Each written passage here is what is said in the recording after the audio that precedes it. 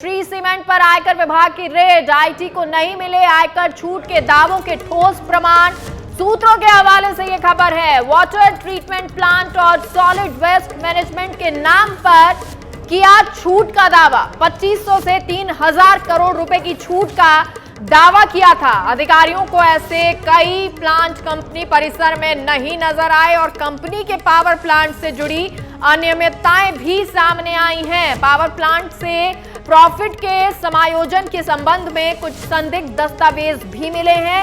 अब इन पहलुओं पर विस्तृत जांच होगी। सर्वे की कार्यवाही सभी ठिकानों पर अभी भी जारी है।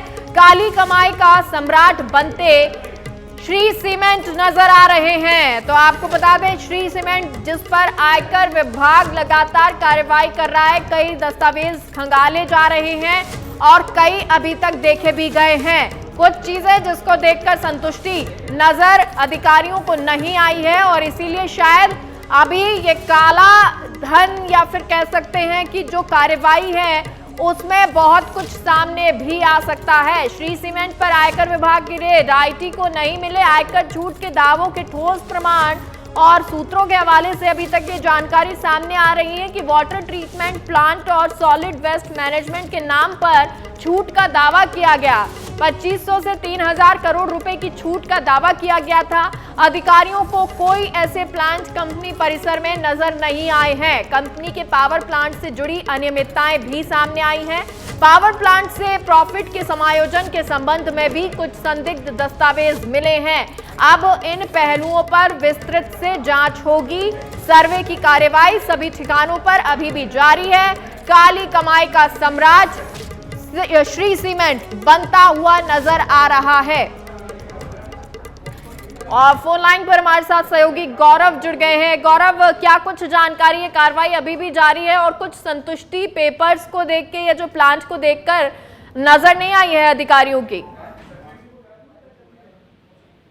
जी बिल्कुल, कार्रवाई अभी भी जारी है और श्री सीमेंट पर आयकर विभाग की इस कार्रवाई के अंदर पिछले कुछ रोज जो दस्तावेज मिले थे, जैसा कि आज चौथे दिन भी कार्रवाई जारी है, तो शुरुआत की कार्रवाई से 4 दिन के भीतर जो डॉक्यूमेंट्स मिले थे उनके अंदर कुछ दस्तावेजों की जब जानकारी ली गई तो उसके अंदर कुछ बड़े खुलासे ऐसे हुए हैं कि जैसे पिछले 5 सालों के अंदर श्री सीमेंट और बांगड़ सीमेंट भी श्री सीमेंट का एक पार्ट है, इसी का एक ब्रांड है।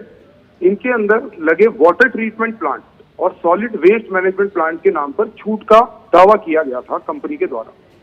जब आयकर विभाग के अधिकारियों ने इसकी छानबीन और आगे की तो पता चला कि 2500 से 3000 करोड़ रुपए की तो सिर्फ इन 2 वाटर ट्रीटमेंट प्लांट और सॉलिड वेस्ट मैनेजमेंट प्लांट के नाम पर ही छूट का दावा किया गया था। लेकिन जब जांच करने अधिकारी पहुंचते हैं तो वो पाते हैं कि प्लांट की कंपनी के परिसर में ऐसा कोई प्लांट नजर ही नहीं आ रहा है, कि मतलब उन्होंने ऐसा कुछ बनाया ही नहीं है और 2500 से 3000 करोड़ के ऐसे प्लांट लगा करके उनका झूठा क्लेम उठाया जा रहा था।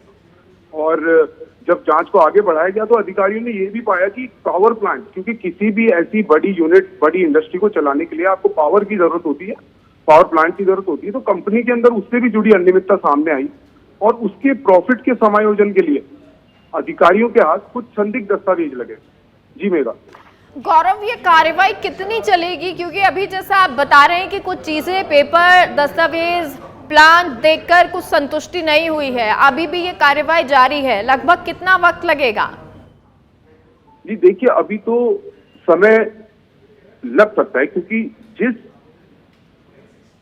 जिस लेवल की ये कंपनी है, जितने इसके प्लांट हैं, जितना काम फैला हुआ है और जितने लोग इससे जुड़े हुए हैं, तो इसकी जांच में समय लग सकता है। क्योंकि आप देखेंगे कि अभी भी जब जांच चल रही थी तो कुछ अधिकारी जो हैं, निदेशक, सीएफओ लेवल के, मतलब जो मालिक से जस्ट नीचे की लेवल होती है इतनी बड़ी कंपनियों में, वो लोग फरार हो चुके हैं, वो मिल नहीं रहे हैं।